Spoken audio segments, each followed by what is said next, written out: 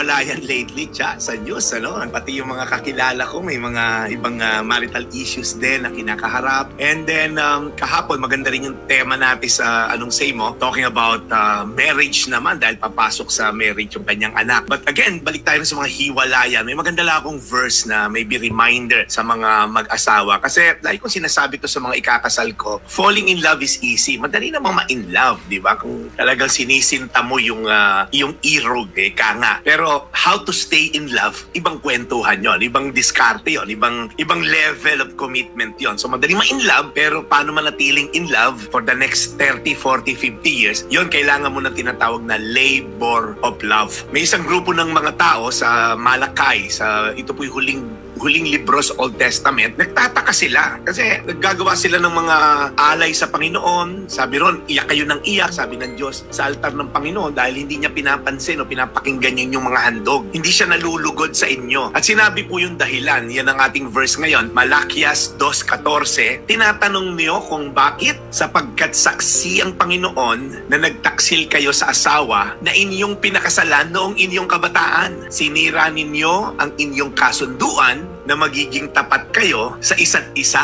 Bigat naman na to.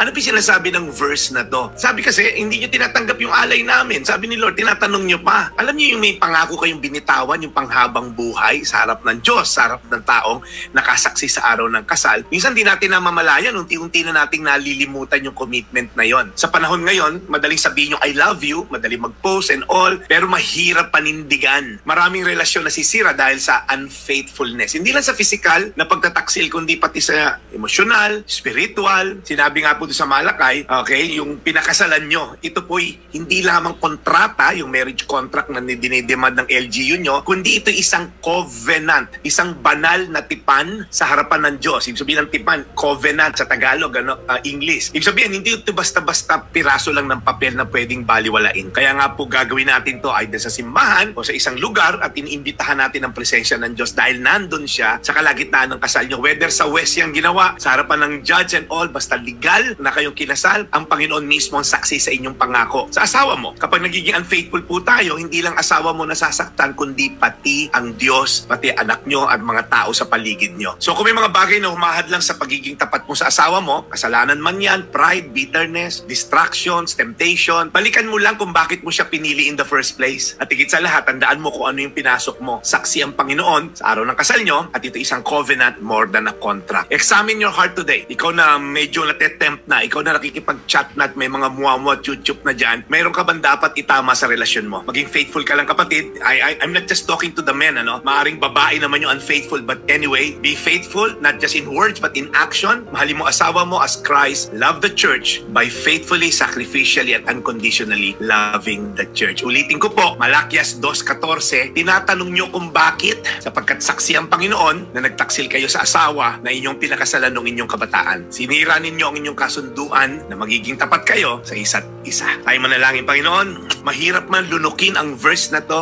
ang salita mo, but it is true na talaga, Lord, pagka kami nagtaksil, maraming taong nadadamay. The decision was personal, but the effect and consequence is communal. Community ang nadadamay. Anak, biyanan, manugang, kapatid, katrabaho. Marami, Lord, nadadamay sa personal namin desisyon na magkasala. Kaya, Lord, nawa, bigyan nyo ng wisdom yung mga taong nadadala ng emosyon sa kanilang mga maling kachat at kakwentuhan. Nawa pa na maging faithful sila sa kanilang mga asawa dahil ang blessing mo ay naroroon sa mga taong sumusunod sa inyong mga kautusan. Salamat, Panginoon. Ito ang aming dalangin sa pangalan ni Jesus.